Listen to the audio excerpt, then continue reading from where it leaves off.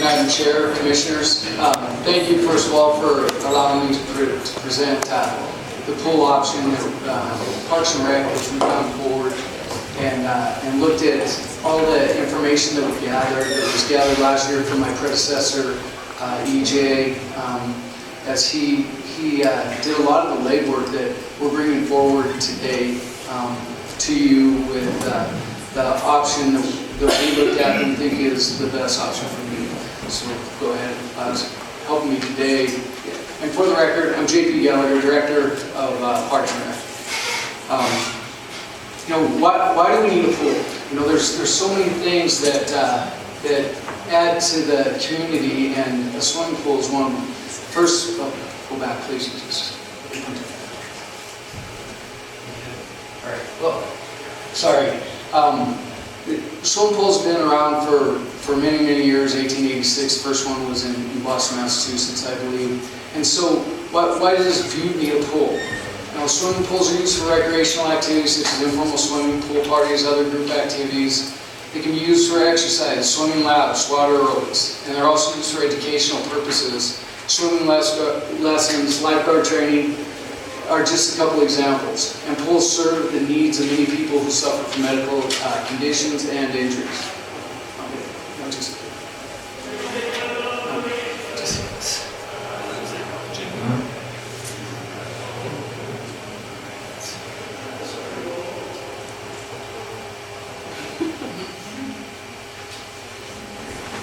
All right, what are the benefits of swimming pool? Swimming pools offer means of social interaction. They give the opportunity to participate in aerobic yet low-impact exercise. Swimming pools also increase safety in the community, and this is a big one. According to ESPN's Richard Lapchick, well-known African-American swimmer, Sabir Muhammad says, "No one dies for not being able to play basketball." But in other words, swimming is not just exercise; it's a life-saving skill. And having therapeutic or ADA-approved pools help people in the community who have special needs. This is the one that I really kind of jumped out at me. There's 10 states in the United States. The number one cause of death for children under 14 years of age die from, and it's from drowning. And when you look at the recreational activities in Montana, most people have their children around water. And it's not just a luxury to have a pool. It's kind of a necessity to teach the life-saving skills of learning how to swim and those life-saving activities that come along with it. Go ahead. You're going backwards. Okay, so as I said before, most of the information that was gathered from the community was gathered by my predecessor. And there was many public meetings and also online polls and surveys that were put out there. And so with that, we took the data that was gathered from that and we gathered the results that we came up with to present to you today. Go ahead.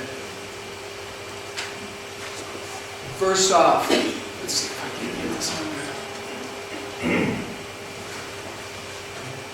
Number one thing, should we build an outdoor pool in Butte? 90% of the people in Butte that responded to the survey said, yeah, we need a pool in Butte. And there was also other things in there saying, well, how much would you be willing to pay added to your tax base on here? And it varied, but for the most part, it was between $20 and $35 on a $100,000 house. People are willing to pay the extra money to have the swimming pool for the community. Go ahead, Les. Okay. What are the things that people wanted to have? And I know some of the proposals in the past had that we were looking at a 3.5-foot pool. Well, the 3.5-foot pool doesn't offer the number one activity that people wanted the most out of this, and that was recreational swimming. Recreational swimming would require us to have a deep pool option with a pool. So with that, that's part of what we're looking at is going forward here. Swim lessons were a high level need that people looked at. Slides and play features were the second highest vote getter as far as what people wanted to have within the responses here. Waves to ride was fairly high. Flow to lazy river was third highest on here. And then the other ones kind of fell within the means of what we wanted to see here. Other things that were surveyed on here was how far away do you travel now to go and use recreational activities or use swimming pools? and the majority of people were driving 30 miles away. That's telling me that they're going to Fairmont and they're going to Anaconda. So, and from my own personal experience with having kids and growing up here over the last 10 years without having a pool, I know where I took my kids, and it was to Fairmont, it was to Anaconda. And so when I went to those places, probably 50% of the people that were in attendance in both of those places were from Butte, spending their money out at a resort and then also spending their money in Anaconda. And then the last thing that was surveyed on here, where would you like to have this pool located? And it was overwhelmingly, let's relocate it back to Stoughton Park. So from there, we kind of made some decisions. What do we want to do? Go ahead. We went and took a look at these other pools in other cities and said, what are the benefits to your pools? What works well? What doesn't work so well?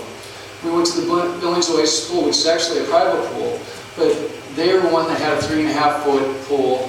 They didn't have a deep water option in that, but they said they're bringing out-of-town families, very family-friendly, safety is incredible, they have water slides, lots of private parties and reservations. They make a lot of money in their concessions. Interactive play features and toddler area were a huge success. And when you do your season passes, make them family-friendly and make them affordable. The cons, it was only 3.5 feet deep and attracts kids under the age of 13. Once they've got past the age of 13, you don't see those kids at that park. Parents are so comfortable they don't watch their kids.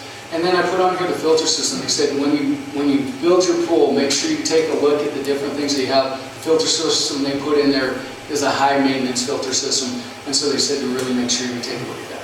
Go ahead. Helena's Last Chance Splash Pad. The pros of it, they have the zero dead pool, water slides, 2 of the slides.